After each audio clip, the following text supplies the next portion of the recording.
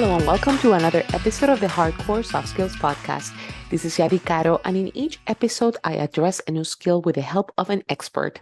This time, I continue my skill coaching series.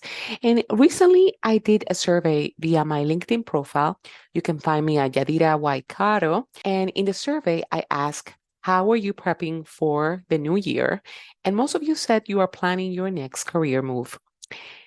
If you are a regular listener of this podcast, you should know by now that beyond the learning you do for work-related skills to get you in the door, the soft skills are the ones that will truly make you succeed. Especially transitioning careers or planning the way ahead, honing your quote-unquote soft skills is very important. So thinking of that in terms of advancing your career or switching gears, here are 5 skills you need to practice and some advice on how to get started on each. First, conduct regular self-assessments. Assessing yourself is not something you do one time. It is something you should do regularly because our experiences shift and our skills shift as well. We can be missing great opportunities or discover that our jobs may not necessarily fulfill us now the way they used to. A key question to ask yourself when doing a self-assessment is define what are my strengths? And in a recent episode, I had Gary Krotas on the show, and he talked a lot about the Clifton Strengths Assessment. The whole point of that is that we can find job and life satisfaction by working from our strengths. And I can say I thrive in environments where I can use my particular strengths. You do not need to take a test. You can simply ask yourself and a few trusted others, what am I good at? This exercise is very powerful and can help you define what truly is that next step in your career. Will you enjoy a managerial role? Are you looking to be hands-on building things? So as we reach the end of the year, if you have decided to shift gears, do a self-assessment. Second, practice your skill of productivity and time management. Having more time for you is probably the driver for your interest in shifting careers or having a new role. But let me tell you, this is not just going to change once you switch careers and find a role that will supposedly give you more time. You may have heard about Parkinson's law. This was an adage derived from a mathematical equation, and it states that work expands so as to fill the time available for its completion. So if you have 2 weeks to finish a report, you will most likely finish it in 2 weeks. And if you get 2 hours to finish that same report, you will probably also finish it in 2 hours. My point is that before you expect a job to give you a magic time pill, you must first define what do you want and which are your priorities. In a previous episode with David Allen, the author of the book Getting Things Done, he said you must define what productivity is for you. It is not about accomplishing multiple things in the least amount of time. It's about defining how you want to spend your time, be either time with friends, time working on a particular project, etc. So as you master the skills of defining your priorities, designing and living now the schedule you want, then no matter what job you get a competitive advantage.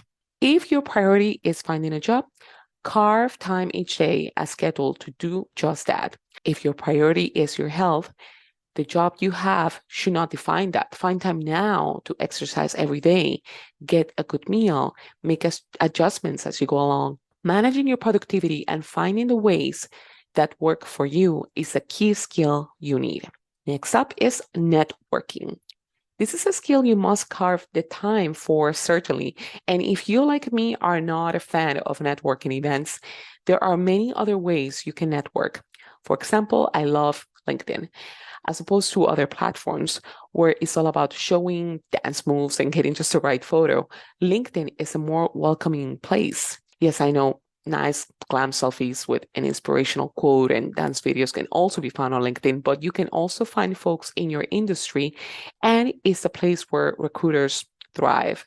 So instead of lurking and liking, try to follow some sort of rule. For example, 2 comments per day, 2 connection requests and 2 posts, sharing, or an item of interest each week.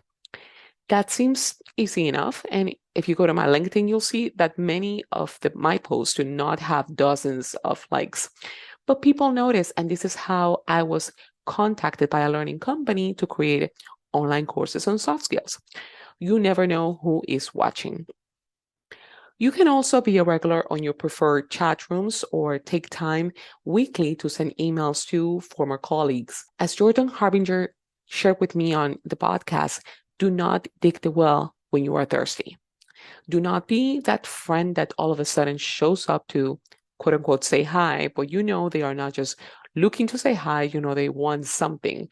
Make an effort to network now and throughout the year, even if you are not looking for a job. As you network, another important skill we all need to constantly practice is communication, writing and speaking. It does not matter if your role is not directly related to this. You must learn how to be brief, communicate clearly your ideas, and get the attention of others to your ideas. So grab a book, practice by creating summaries of ideas, volunteer to speak in public. If you look, I am sure you will find a lot of opportunities to enhance your communication skills. But in order to get really, really good as a communicator, the skill you need to truly improve on is listening. I had a whole episode about listening with Oscar Trimboli talking about this skill. And every time I speak with an expert, they talk about this skill. And the funny thing is, we rarely list this as a skill we will practice. Once you pay attention to listening, your communication will significantly improve. Okay, so far we have the skills of self-assessment, productivity, networking, and communication. Other skill you must practice as you discover the next steps in your career is negotiation. I may have mentioned before that during a recent summer, I took a negotiation course in Harvard with students from all over the world. And the class was taught by Diana Butu. And in this class, instead of focusing on theory, we negotiated at every opportunity. It is not about being the loudest in the room, it's about being prepared. And there is a whole framework for that. So, to get started, listen to a couple of episodes I have on this topic and get to practice. You are probably leaving money on the table or missing good opportunities because of your lack of ability to effectively negotiate.